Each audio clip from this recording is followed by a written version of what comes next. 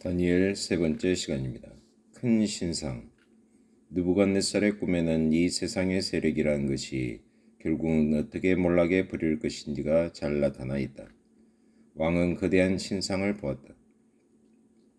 머리는 황금으로 되어 있었는데 그것은 그의 왕국을 상징하는 것이었다. 그러나 그가 아래를 쳐다보자 가슴과 팔은 은이요 배와 넓적다리는 노치요 그 종아리는 철이요 그 발에 조금은 철이요 조금은 진흙이었다. 12장 32절 33절. 바벨론 제국을 이어 나타날 제국들, 즉 메데, 바사 제국, 그리고 알렉산더 대제의 그리스, 마게도니아 제국과 그의 계승자는 그 전나라 바벨론보다 그 세력이 크지 않을 것이다. 그 거대한 성은 강력한 다리로 서 있지 않았기 때문이다. 인간의 손으로 뜨지 아니한 한 돌이 2장 34절 45절 산에서 굴러내려와 그 신상을 부수어뜨린다. 그리고 그 돌은 태산을 이루어 전 세계에 가득하게 되었다. 우리는 이 거대한 돌이 무엇을 나타내는지 물어볼 필요가 거의 없다. 다니엘서는 이 돌이 영원토록 건재하며 어떤 정부나 제국에 굴복되지 않는 하나님의 왕권을 상징하는 것이라고 밝히 말한다. 이 구절은 그의 모든 대적을 쳐부수며 그의 성전이 반석과 기초가 되는 돌, 즉 그리스도를 예언하고 있다. 많은 사람들이 그를 자신의 행위나 칼 또는 선행을 통해 하나님의 왕국을 세우고자 원하는 반면 이 본문은 하나님의 왕국이 우리를 사용하나 우리를 의존하지 않는다는 것을 보여준다. 신상을 깨뜨린 돌은 인간의 손으로 뜨지 않은 것이다. 그리스도의 왕국은 이 세상에 속한 것이 아니다. 그러나 그것은 어떻게 해서든 임하고 있다. 느부갓네살이 다스리기 시작할 초기, 즉 예루살렘이 멸망되지 않고 또 많은 포로자들이 끌려올 비극이 아직 이르지 않았을 때 하나님께서는 이미 도래할 그의 왕권의 회복을 계시하신 것이었다. 풀무 속의 천사. 왕의 꿈을 해석하자 다니엘에게는 큰 영예가 주어졌다. 그의 세 친구들도 역시 높은 지리자의 이치에 앉게 되었다. 그러나 이로 인해 세 사람은 그들의 믿음을 분명하게 드러내야 하는 상황에 봉착하게 된다. 두라 평원의 느부갓네살 왕은 머리 부분만이 아니라 전신을 금으로 만든 그들한 신상을 세웠다.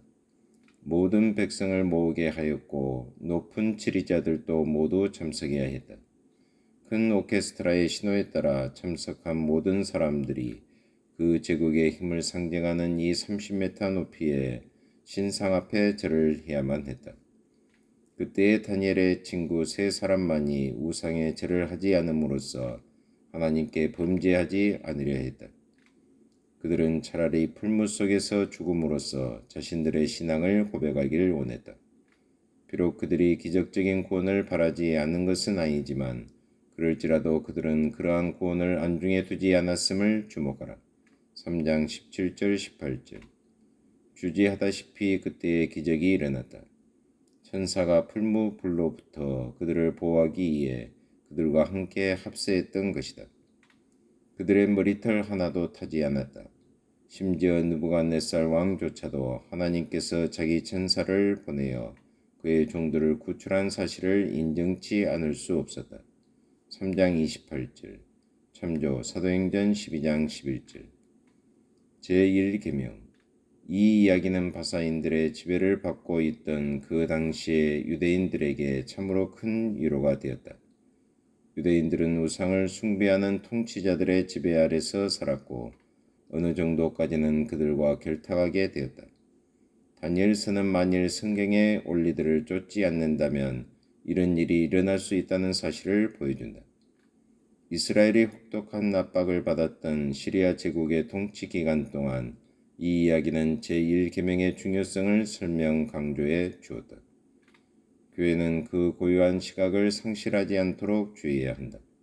느부갓네살 왕의 조서 선포를 말해주는 다음 장 4장에서 우리는 어떤 왕이 가진 권력이라는 것이 얼마나 상대적인 것인가를 발견하게 된다. 오직 전능자만이 절대적인 권력을 가지고 계신다. 따라서 그는 다른 어떤 세력 이상으로 경배되어져야 한다. 동서양대 세력으로 나뉜 오늘날에는 이 메시지가 매우 적절하다. 3. 하나님께서 권세를 나타내심. 거대한 나무. 기록에 의하면 느부갓네살은 자주 그의 제국을 모든 나라에게 그늘을 지어주는 커다란 나무로 비유했다고 한다. 그는 꿈속에서도 그런 나무를 보았다. 여기서 우리는 다시 한번 하나님께서 사람들에게 그들 자신의 언어로 말씀하신다는 사실을 보게 된다. 바로의 꿈을 생각해 보라. 꿈속에 보였던 거대한 나무가 잘라지게 된 것은 신들의 회의 결과 결정된 것이었다. 느부갓네살은 7대를 지나기까지 짐승들과 함께 갈 것이다. 다니엘은 이 꿈을 왕에게 내린 하나의 경고라고 해석했다. 느부갓네살 왕은 이 경고를 무시했고 그 결과 그의 자만에 대해 너무 큰 대가, 즉 일시적인 정신 찬란을 치러야 했다. 왕의 조서. 다니엘서 4장에는 느부갓네살 왕이 나온 후 편지 형식의 조서를 내린 사실이 기록되어 있음을 주목하라. 이 이야기의 영광스러운 적용은 그 조서 끝부분에 나온다. 그 권세는 영원한 권세요 그 나라는 대대에 이르리로다. 땅의 모든 거민을 없는 것 같이 여기시며 하늘의 군사에게든지 땅의 거민에게든지 그는 자기 뜻대로 행하시나니 누가 그의 손을 금하든지 혹시 이르기를 내가 무엇을 하느냐 할 자가 없도다. 4장 43절로 45절. 왕 곁에서 이 조서의 작성을 도운 유다인 필기자는 이사야의 예언 속에서 몇몇 표현들을 빌어 기록했음이 분명하다. 참조 이사야 40장 17절 26절 45장 9절. 이 조서의 배경에는 승리에 찬 모세의 노래 중 여호와의 다스리심이 영원 무궁하시도다. 출애굽기 15장 18절이라는 후렴구가 깔려있다.